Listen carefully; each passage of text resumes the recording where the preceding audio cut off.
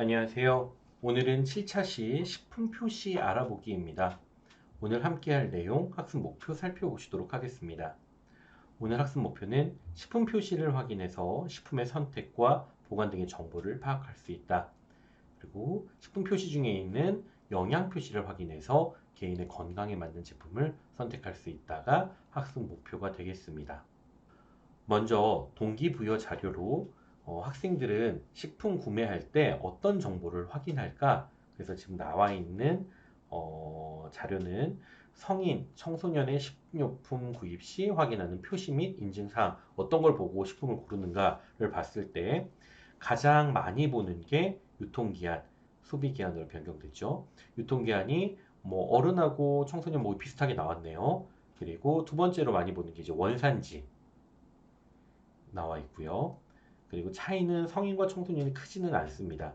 그 다음에 나와 있는 게 원재료명, 그리고 영양성분 표시, 영양성분 표시 뭐 열량이라든가 영양소 같은 것들이 포함되어 있고요. 그 다음 친환경 인증되어 있는 뭐 무농약, 유기농, 무항생제 뭐 이런 표시들을 확인하게 되고요. 그 다음에 많이 보는 게 해썹 인증, 그리고 농산물 우수관리, 그 다음에 품질 표시.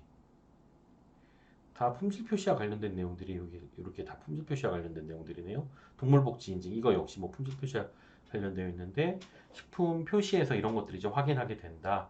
그래서 학생들하고 수업을 나가실 때 뭐 소비기한이라든가 영양 성분 표시라든가 원재료 뭐 이런 것들은 너무나 많이들 하시잖아요. 여기 나와 있는 동물복지 요즘에 이슈죠. 동물복지라든가 그 다음에 어, 친환경 인증, 친환경 인증도 뭐 많이 나오고 있죠. 그래서 뭐 동물복지라든가 품질 표시 뭐 이런 것도 식품 면이라든가 지리적 표시 이런 것들에 대해서 학생들하고 살펴보는 게 어떨까 싶습니다. 그래서 동기부여 자료로 이런 것들이 나와 있습니다. 자, 그 다음 식품을 선택하는 방법에 신선식품하고 이제 가공식품으로 나눠서 신선식품은 인증 마크라든가 그다음에 우리가 눈으로 직접 보고 냄새 맡아보고 만져보고 하는 관능평가를 통해 가지고 신선식품을 고르게 된다. 그래서 그 신선식품은 제철식품하고 그다음에 근거리에서 생산된 로컬 푸드까지 연결시켜 가지고 설명해 주시면 좋을 것 같아요. 그래서 제철 식품은 맛이 좋고 영양가가 풍부하고 구하기 쉽고 가격이 저렴하고 뭐 이런 특징들을 가지고 있다. 뭐 이런 얘기들을 해주시면 좋을 것 같고 로컬 푸드 이야기하시면서 근거리 농산물으로 탄소 발생을 줄일 수 있다라는 것들을 이야기해 주시면 좋을 것 같고요. 자, 가공식품에서는 품질 표시를 보고 보통 식품을 고르게 되는데 어, 학생들이 초등학교 때부터 실과 시간을 이용해서 신선식품, 자연식품이 좋다라는 건 너무나 잘 알고 있어요. 그리고 가공식품이 좋지 않다라는 것도 너무나 이론적으로는 잘 알고 있습니다. 그런데 우리가 현대 사회에 살면서 가공식품을 전혀 먹지 않고는 살아갈 수 없잖아요. 우리가 뭐 콩 농사를 지어서 그 콩을 가지고 직접 메주를 띄어서 된장을 담그고 간장을 끓이고 하지 못하니까 어, 신선식품이 좋다는 것은 알고 있지만 현대 사회에서는 가공식품을 먹지 않는다는 것은 불가능하기 때문에 그렇다면 건강하게 먹는 방법은 무엇인가를 학생들하고 이야기해 보시는 게 어떨까 싶습니다. 그래서 물론 가공식품보다 신선식품이 더 중요하다라는 신선식품이 더 건강하고 좋다라는 건 알고 있지만 현대 생활을 하면서 어쩔 수 없이 먹어야 되기 때문에 너무 죄책감을 가지지 말되 어떻게 하면 건강하게 잘 먹을 수 있는지를 이야기해 보시는 것이 좋을 것 같습니다. 식품 인증 제도입니다. 지금 팽이버섯에 나와 있는 무농약 표시를 나타내고 있는데요. 이거 말고들도 이제 있어요. 근데 이제 기본적으로 이제 9개 지금 제가 놔뒀는데 보시면 어, 유기농 보시면 3년 동안 화학 비료와 농약 쓰지 않고 유기물을 이용해서 생산한 농산물에게 부여하는 마크, 그리고 무항생제, 항균제와 호르몬제를 사용하지 않았으며 항생제가 포함하지 않은 사료에 키운 축산물에게 부여한다.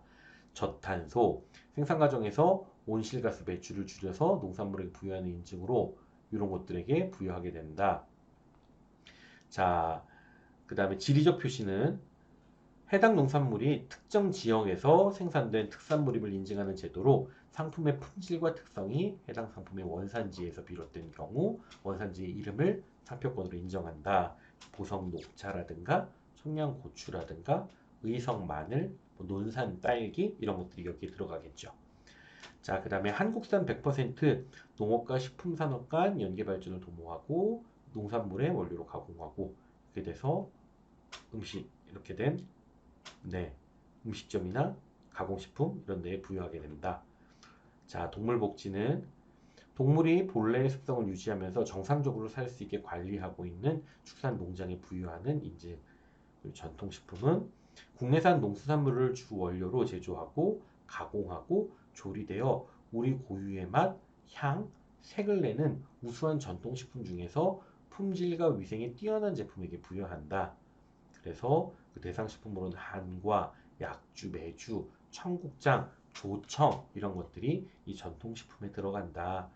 그 다음에 이 갯마크, GAP 갯마크는 모든 단계에서 농약, 중금속 등 위해 요인들을 철저하게 관리한 농산물에게 부여되는 국제규격의 인증제도.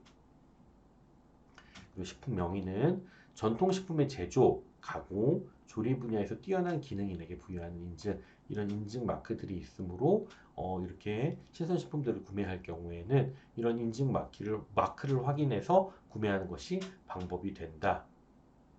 라는 것을 이야기하면 좋을 것 같고요. 그 다음에 해썹입니다. 식품 원재료의 생산에서 최종 소비자의 섭취까지 전 단계에 걸쳐 위해 물질로 식품이 오염되는 것을 사전에 방지하기 위해 위해 요소를 규명하고 이를 중점적으로 관리하기 위한 시스템을 이야기하는데 위해 요소를 분석하고 주요하게 관리한다. 그래서 이 마크들이 이렇게 나와 있다. 그래서 이렇게 햇선 마크 나와 있는데요. 이렇게 학생들하고 한번 살펴보고 그리고 식품을 선택하는 방법을 이제 몇 가지를 이제 좀 정리해 보았는데요. 식품 선택은 관능 평가, 그러니까 우리가 가지고 있는 오감을 이용해서 식품의 물질의 특성을 조사하거나 감각이나 기호를 조사하거나 외관, 풍미, 조직감 등을 평가하는 방법을 관능 평가라고 하는데 이 관능 평가를 통해서 식품의 선도 같은 것들을 확인해 볼 수 있겠죠. 그리고 신선식품을 이용해서 음식을 만들면 가공식품보다 훨씬 더 맛이 좋고 가공식품도 맛있는데 근데 어찌 됐고 우리는 신선식품이 맛있다고 해야 되니까 영양가도 높고 위생적으로도 안전하다 뭐 이런 것들에 대해서 설명하면 좋을 것 같고요. 신선식품을 고를 때에는 관능평가를 통해 눈으로 보아 시들거나 상한 부분이 없고 입취가 나지 않는 제품으로 보관이 잘 되어 있는 것을 선택하는 것이 좋다. 그리고 정부나 공인기관에서 품질을 보증하는 식품 품질 인증 마크를 확인하면 신선하고 안전한 식품을 선택할 수 있다라고 해서 아까 봤던 인증 제도와 햇선 마크 등을 설명해 주면 좋을 것 같습니다. 물론 햇선 마크를 달고 있다고 해서 식품이 100% 안정하다라고는 볼 수 없어요. 물론 햇선 마크를 달고도 상한 물건들도 물론 있을 거고요. 하여튼 뭐 그렇지만 아무튼 없는 것보다는 식품 인증 제도 마크를 달고 있거나 햇선 마크를 달고 있는 것들이 뭐 품질을 보증한다 라는 정도 살펴보시면 좋을 것 같고요. 식품 표시는 수업 시간에도 종종 하시죠. 보시면 들어있는 원재료와 함량, 그래서 식품 재료와 첨가물의 이름과 함량, 원산지 등을 표시하고요. 그래서 식품의 원산지를 확인하려면 원재료명과 함량을 확인해 보는 것이 좋습니다. 영양 정보는 영양 성분과 관련된 표시, 그 다음에 총 내용량은 영양 성분 함량은 기준 단위가 총 제공량 혹은 단위 내용량인지 확인해야 한다. 요건 뒤에서 우리 활동지로 가지고 한번 해보겠습니다. 식품 알레르기 유발 표시는요, 밀, 달걀, 대두, 우유, 메밀, 땅콩 뭐 이런 것들과 함께 원료를 사용했을 때 알레르기 유발 식품을 표시하고 소비 기한은 식품을 안전하게 섭취할 수 있는 기한, 우유류는 냉장, 유통 환경 개선 등에 의해서 이때까지로 유예되고 있다. 그리고 1일 영양 성분 기준치, 하루에 섭취해야 될 영양 성분의 양을 몇 퍼센트 포함하고 있는지를 표시해 보고 있다. 그래서 뭐 학생들과 같이 뭐 라면이라든가 이런 것들 살펴보면요. 하루 동안 섭취해야 되는 것들에 그냥 하나 그거 라면 하나 먹으면 벌써 끝나버리는 뭐 이런 경우들도 있으니까 다양한 식품의 식품 표시를 가지고 비교해 보는 것이 하나의 방법이에요. 그래서 애들과 학생들과 함께 이 식품 표시 실제로 식품 뒷면에 나와 있는 부분들을 보고 이야기를 나눠보는 것도 권해드립니다. 그래서 1일 관자량을 초과하는 제품, 이거 보통 편의점에서 판매하고 있는 냉동식품이나 이런 식품들은 이런 것들 좀 있습니다. 어, 그런 거 보면은 잘 넘어가는 부분들 있습니다. 그 다음에 영양성분 표시입니다. 영양성분 표시 요거는 여러분들 사이트 선생님들 식품안전나라고 식생활교실 혹시 들어가 보셨나요? 식생활교실 식품안전나라는 워낙 잘 알고 계시죠? 식품의약품안전처에서 운영하고 있는 곳인데 여기 안에 들어가시면 이 영양과 식품과 뭐 해썹과 뭐 첨가물과 이와 관련된 자료들을 받으실 수 있고요. 그다음에 식생활교실에 들어가시면 역시 교육 자료들, 그다음에 뭐 도서 뭐 이런 것들도 볼 수 있고 인포그래픽스 이런 것들도 식생활교실에 가시면 정보를 찾아보실 수 있으니까 검색창에 식품안전나라 식생활교실 검색하셔가지고 한번 정보들을 보시는 것도 추천해 드립니다. 자, 영양 표시라고 나와 있는데요. 영양 표시 보면 자, 영양 정보 총 내용량은 200g 중에서 497kcal를 내고 있네요. 그래서 보면 체중 관리를 위해서는 이 열량을 확인해야 되는 게 필요하다라는 것을 학생들에게 인지시키고 첫 번째 단계에서 영양 정보 및 기준치를 확인한 다음에 식품 기준 단위가 총 제공량 혹은 단위 제공량이 아닌지 확인하세요. 그래서 뭐 예를 들어 한 개에 100kcal인데 총 두 개 들어있어요. 근데 한 개가 1회 제공량이야. 그런데 이 사람이 두 개를 다 먹어버렸어. 그럼 200kcal를 섭취하게 되는 거겠죠? 그래서 단위인지 총 제공량인지 이거 꼭 비교해서 체크해야 한다는 점 학생들에게 인지시키고요. 두 번째로는 영양 성분 명칭과 함량을 확인합니다. 필수 9가지 성분 표시를 확인하세요 라고 나와 있는데요. 보시면 나트륨, 탄수화물, 당류, 지방, 트랜스지방, 포화지방, 콜레스테롤, 단백질 이렇게 나와 있네요. 그래서 요 영양 성분들을 이제 표시하면서 이제 확인하는 거죠. 혈압 관리를 위해서 나트륨 확인한다. 그래서 나트륨이 얼마나 들어 있는지 이거 그 염도가 높은 과자들 보면 확 뛰거든요. 그런 것들 비교해 보는 것도 하나의 방법이 될 수 있고요. 그다음에 혈당 관리를 위해서 당류 그리고 우리가 앞에 두 번째 차시에서 배웠던 심혈관계 질환 및 예방 이런 것들을 관리를 위해서는 지방이라든가 트랜스 지방과 포화 지방, 콜레스테롤 이런 것들을 확인하는 것이 좋겠습니다. 저는 항상 이 트랜스 지방 나오면 뭐 얘기하냐면요. 수소경화유 항상 학생들하고 얘기하거든요. 그래서 버터와 마가린의 차이점 알고 있는지 그래서 마가린은 식물성, 버터는 동물성. 까지만 딱 주면 학생들이 어떤 게 더 좋니? 그러면 건강상 버터요. 이게 동물성인데 이상하네. 라고 보통 얘기를 많이 해요. 어, 마가린은 버터의 대체 식품이죠. 그래서 상온에서 액체인 식물성 기름을 수소를 집어넣어서 딱딱하게 굳힌 수소 경화유 중에 하나입니다. 과거에는 이 수소 경화유를 만들 때 트랜스 지방이 발생이 많았죠. 근데 요즘에는 식품 이 공학 발전에 의해 가지고 트랜스 지방을 아주 대폭 줄인 경화유를 만들고 있다고 해요. 그래도 버터가 더 좋긴 하겠죠. 그 다음에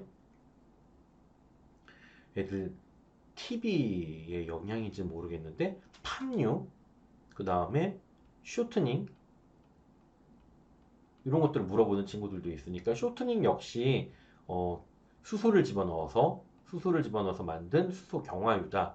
어, 그래서 쇼트닝은 보통 과자나 빵이나 이런 것들 만들 때 사용한다. 라는 점 이야기하면 되고요. 이야기해주면 좋을 것 같고요. 그 다음에 세 번째 단계로 넘어가 보면 일일 영양성분 기준치에 대한 비율.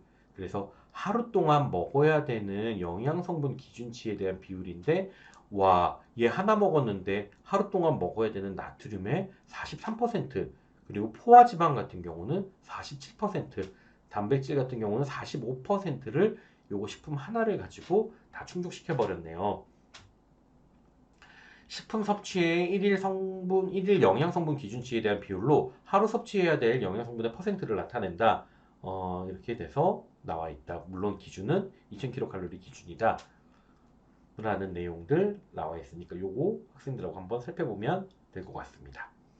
그리고 이제 활동으로는 어, 왼쪽에 나와 있는 활동은 달걀 껍질에 나와 있는 정보를 가지고 이제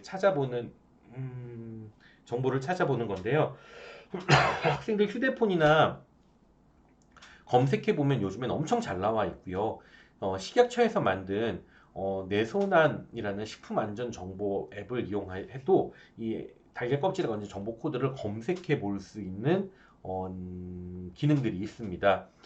그래서 식품안전처에서 만든 식품안전정보 또는 위에 나와 있는 요 식품안전정보라는 사이트에 들어가시면 요 달걀 껍질에 적혀 있는 정보 코드를 쉽게 파악하실 수 있을 텐데요. 학생들 보고 찾으려 그러면 잘 찾습니다. 아까도 요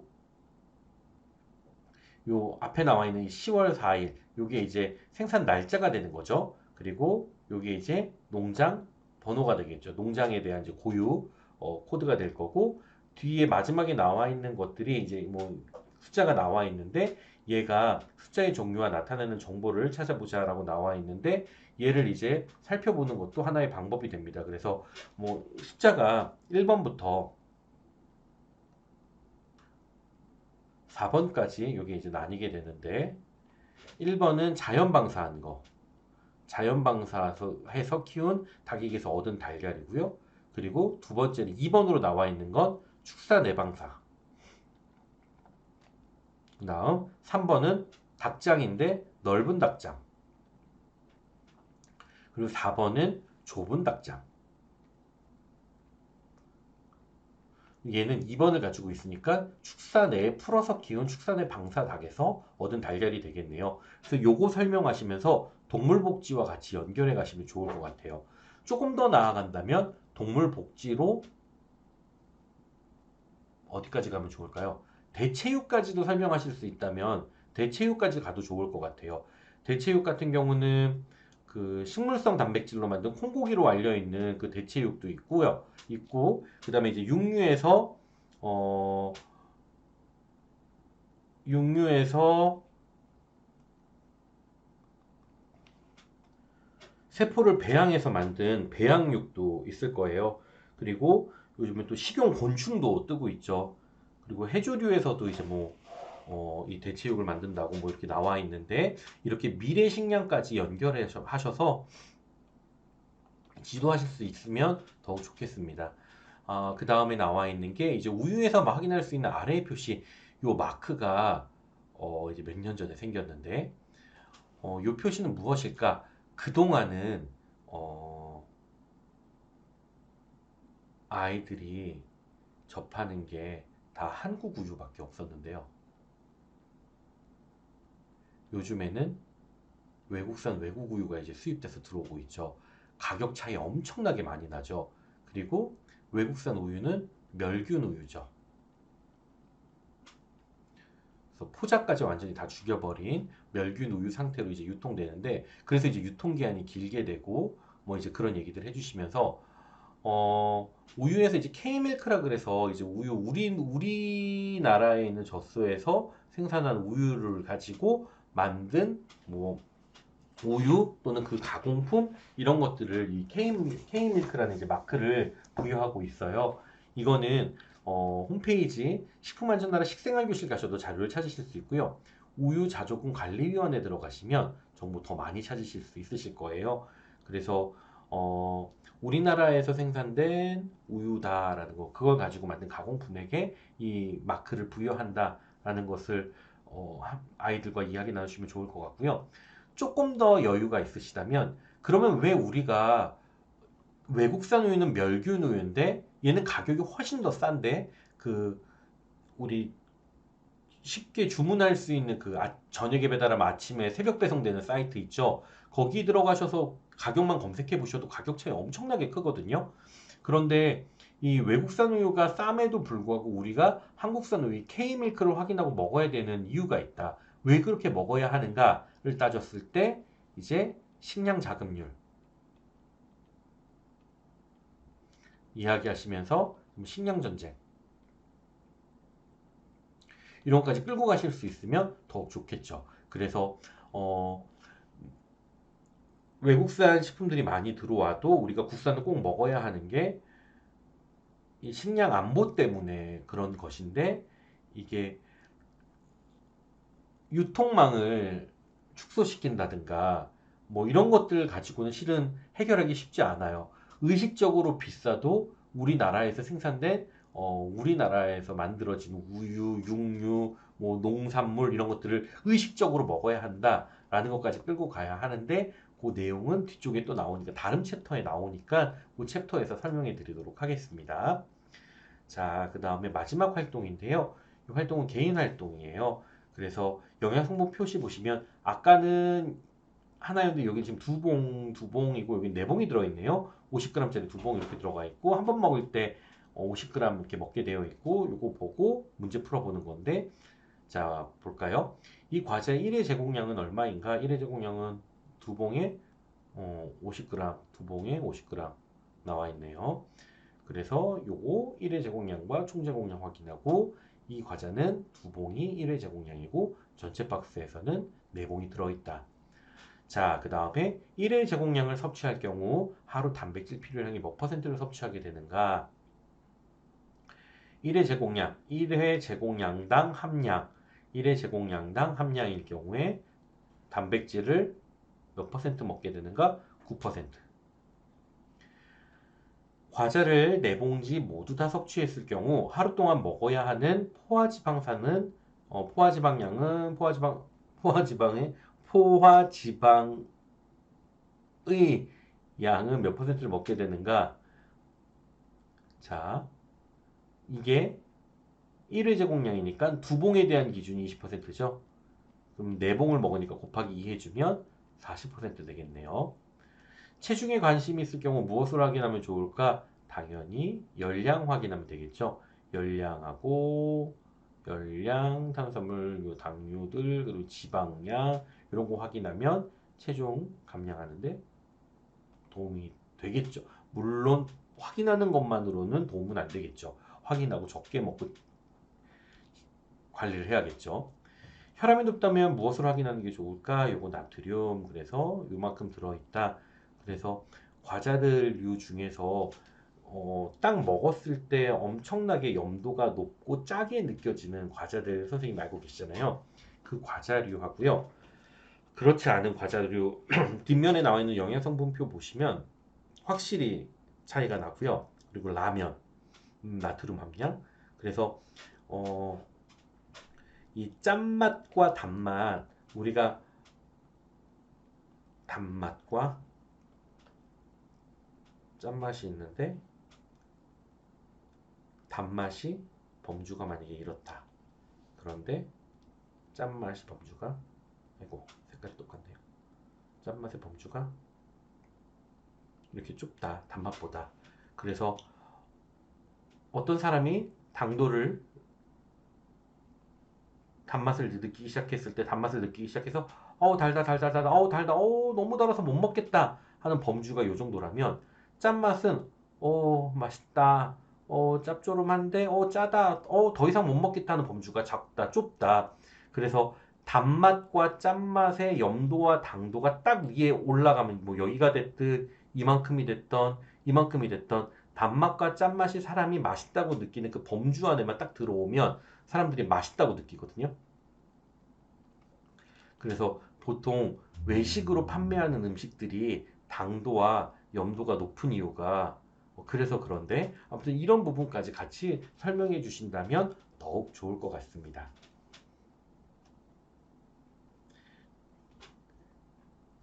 이번 차시는 그래서 식품 표시 확인하기, 식품 표시 알아보기에 대해서 선생님들과 이야기 나눠봤습니다. 고생하셨습니다.